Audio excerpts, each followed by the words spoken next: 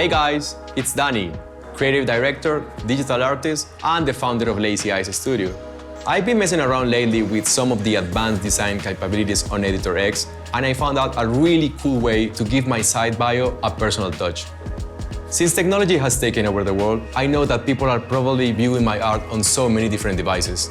Using text scale, my text will smoothly adjust in relation to the viewport, so I can make sure my audience get the same experience on any screen size. Let me show you how it's done.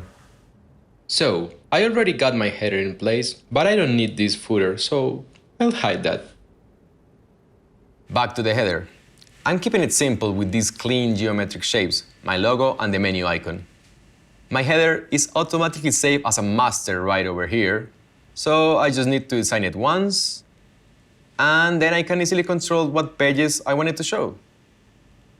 The header was designed across breakpoints, so it will adapt as I resize the screen. Now, I want to make this entire page black, so I'm just going to open the inspector panel and choose the color here. This is also where I can control the exact size and position of any element.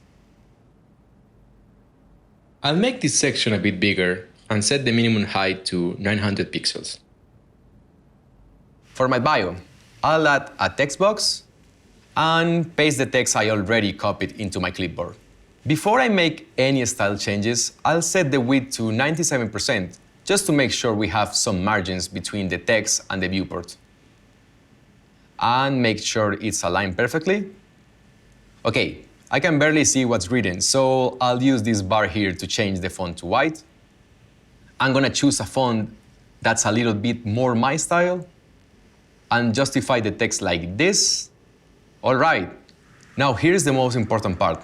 I'm going to click this text scale icon and set a minimum font size and a maximum. Cool.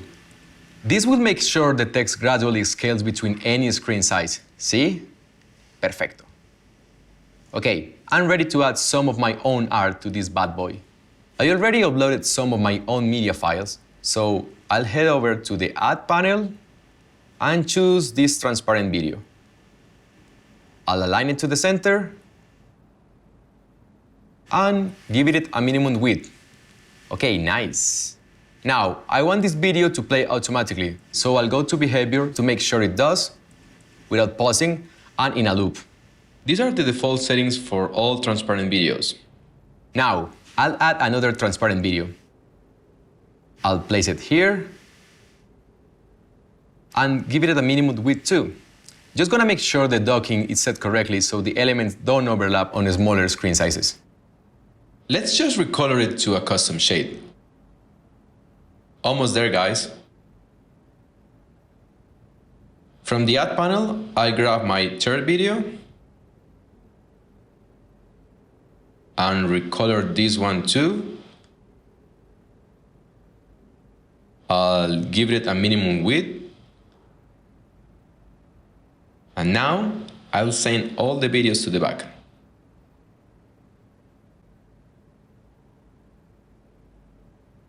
Let's see what it looks like on our tablet.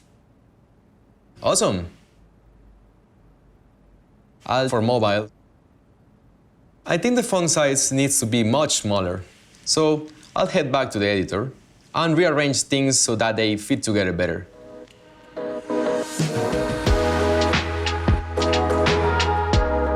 And it's done. And I don't lose the dynamic aspect on any screen size.